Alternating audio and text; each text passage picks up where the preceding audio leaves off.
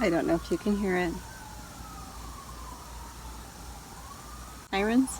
Yeah, it's kind of a, I mean, it's a city. What can you say? Welcome to the Impromptu Life. My name is Artettina. I'm an artist and creator. And what I mean by that is like paintings, sculptures, and stuff like that. I'm not like a video person. I thought I have a little time in the mornings when I'm watering plants and stuff that I will share this carnivore diet trip that I have been on. I have a week, basically the end of July. We're going to the end of July, and then my plan is to do a 60-day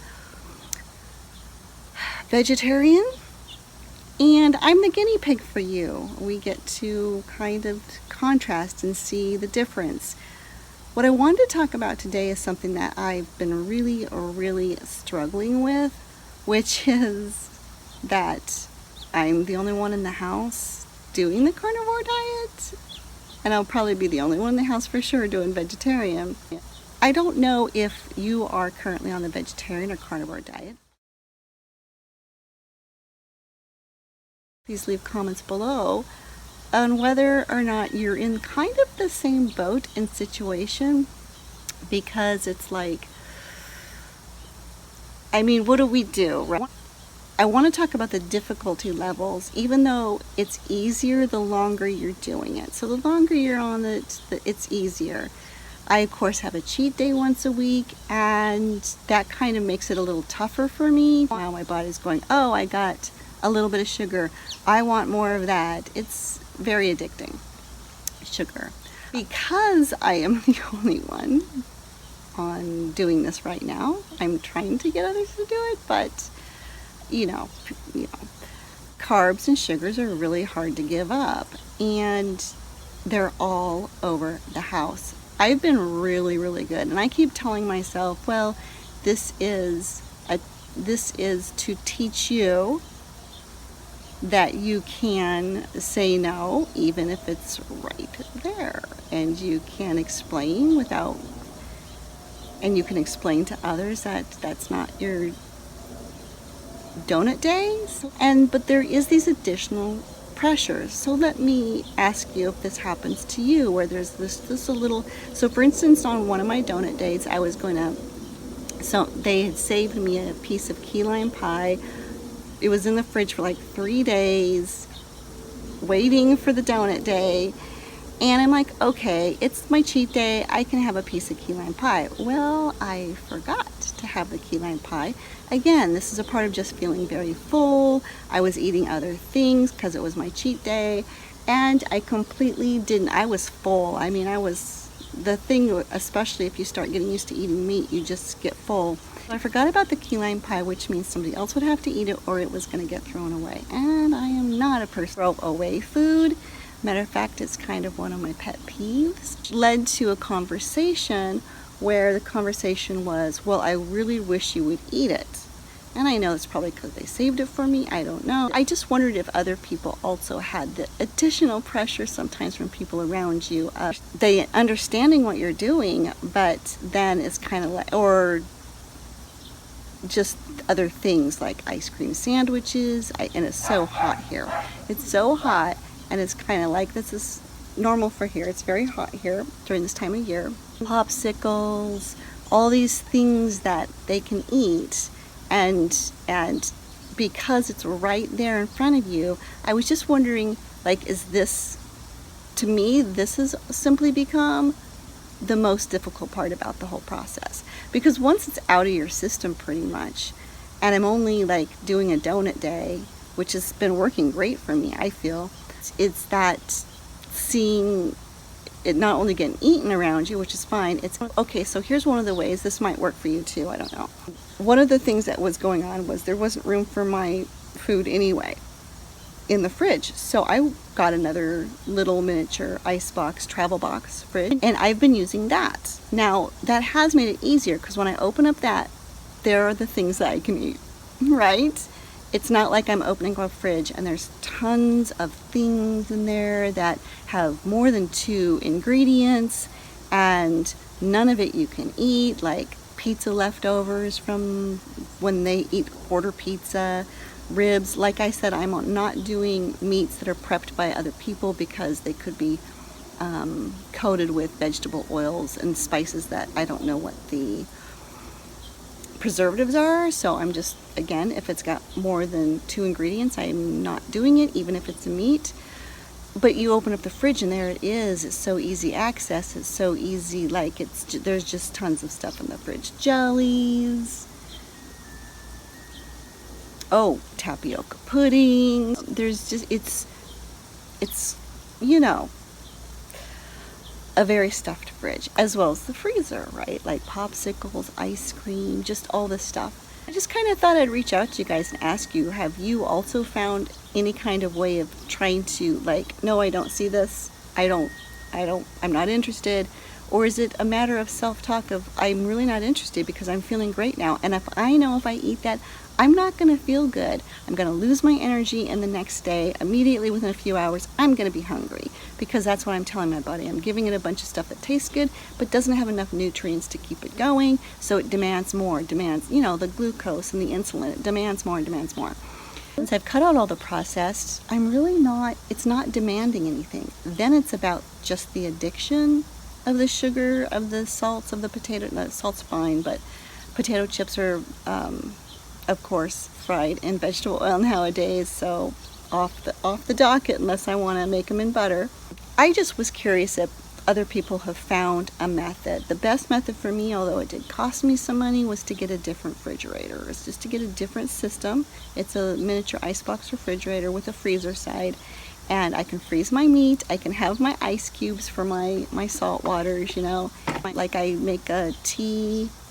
I make my own tea, so it doesn't have any sugars or preservatives or corn syrups from like the store-made teas. I make my own tea in a little glass. I keep that in the refrigerator.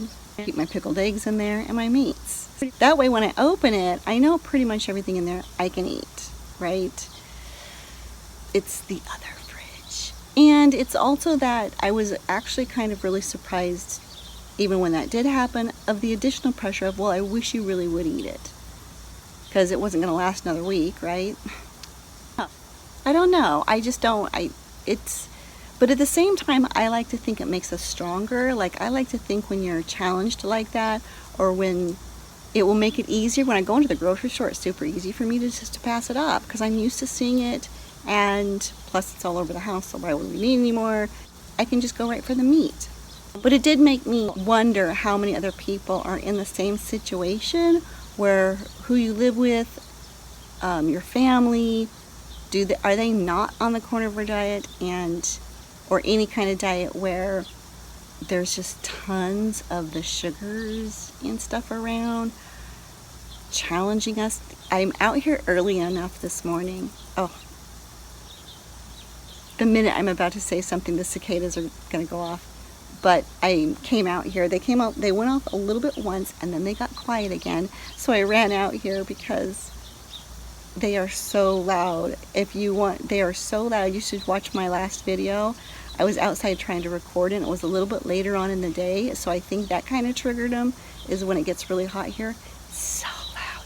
But we're just watering the plants right now, and it also seemed like the louder I talked, the louder they got. It was just weird. You should see the video.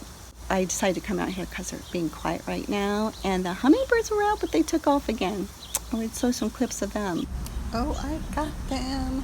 The little sugar lovers, little nectar lovers. So there's 2 of them, and they keep coming over here. It's really cute. They were like hanging out, getting something to eat or drink. I just was curious about that. Sodas, alcohols, beers, sugars, carbs, breads. You know, like the other day, I felt really good about it, actually. I made them because they wanted me to make the tuna fish sandwiches I used to make, which are grilled with cheese on either side, and cheese inside the tuna fish on one of them, and one of them also had the garlic powder truffle pepper stuff on it, which again is store made, so I can't eat that. And I went ahead and made them the sandwiches, and they came out looking amazing on sourdough bread. But I think you get stronger, because I did not have the desire to have one, not even a bite, and I was offered. I'm like, nope, I'm good. I wasn't hungry. They looked really delicious. They smelled really delicious. But I guess I kind of felt like I know how it's kind of make me feel. Even if I have one bite, then I'm not, my body might respond again where I'm really hungry the next day. So I just withheld. I did eat 2 steaks yesterday, which I believe really helped. I guess am I hungry right now?